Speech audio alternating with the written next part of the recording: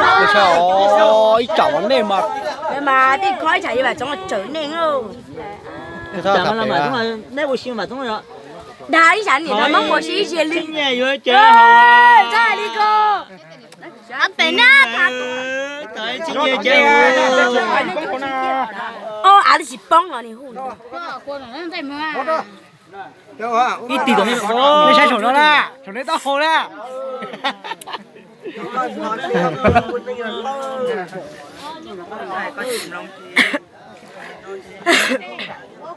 Thế là ra đèn ra vô ra không biết đâu đích chắc rồi ha.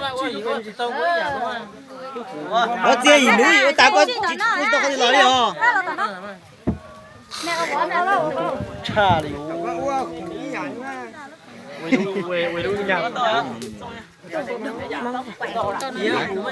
Không chính mà thêm nhà mà. Mong ra sao anh nua.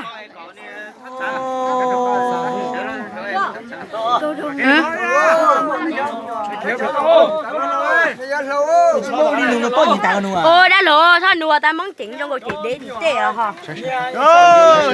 Ủa hai đi bộ.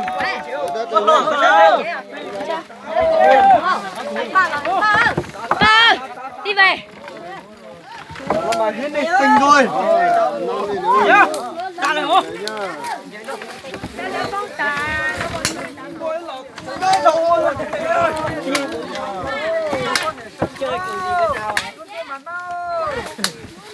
Sao bằng tay sách? Trốn đi ra nha. Chúng nằm đây nhá.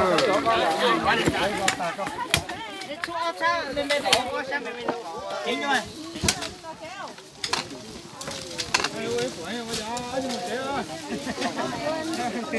Sai bắt rồi nó thì sai cũng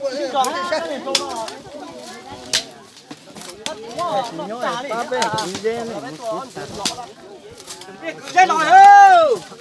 chỉ biết cái nào.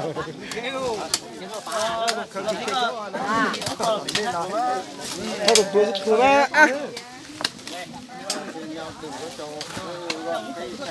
Con sẽ đi đâu đây? Bình tĩnh nha. Ai còn đến lượt. Nuôi trứng là chúng ta có lợn đa. Không cái phần này tí chủ yếu là phần đá anh. Đá ở đâu? Tận ngoài kia. Yên tâm đi kiểu gì có phần. nó cả kia như là bố lộ trâu có Có chỉ nỉa má. Có đi chỉ tàu nỉa thì chỉ tàu chạy này. Nè còn nó đi chạy. Chỉ muốn nỉa trở lại. Nó hiểu rồi. Giờ đi lại cho nó. Nó con nuôi sao?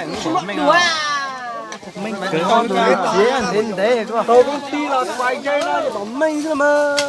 Chủ yếu là thủ quay tôi sai. Sai của mình chứ. Cái cây đây kìa anh Mai. Đi làm cái cây cao nha. Hả? Con kia sáng cao nha.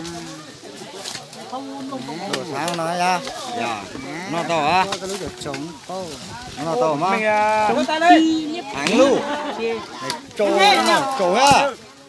Có đầu sáng cao gì á. Cao. Cao mà hình chứng minh chứ, camera chứng minh. Riêng là đá đó.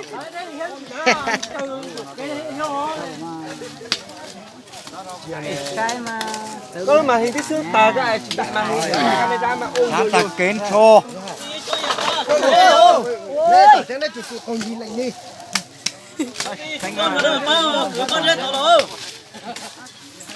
Nó là gì ở được cứng nữa. Ở được nó là gì ở được cứng rồi đấy. Ở được cứng trên rồi. Này sẽ sai đó. con giật lạnh luôn rồi.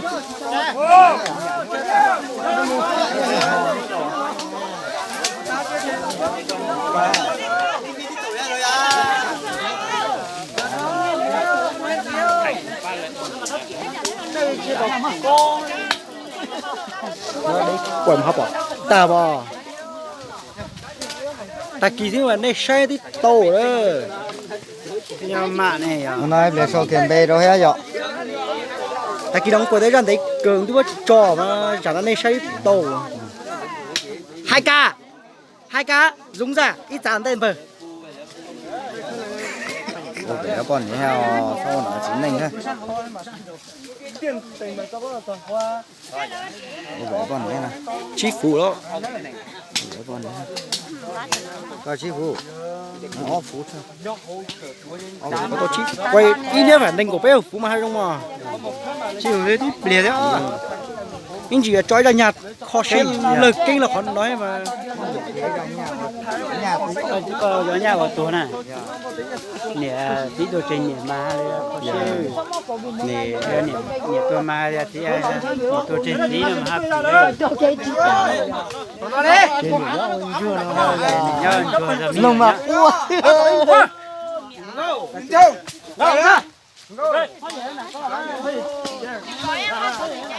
người ta có thì quay tí chua thì nói ha đi tôi tặng anh giỏ là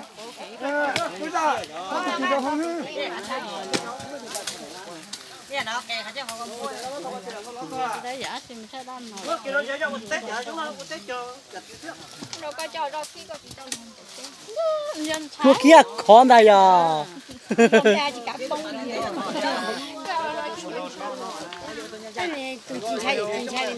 thanh tra đó trả được cái nó để cam chưa lên nhà nhập trả thì nó tới thời gian nó chỉnh trả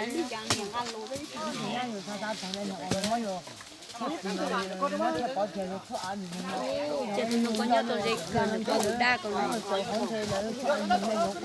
lấy chọn đông nói lấy cho ai lấy chọn đông nói nhân gia tôi ấy thì rất bé số bé chỗ nước sẽ chả rất bé số nhìn chúa ở lúc được bây giờ ổ như này cho rồi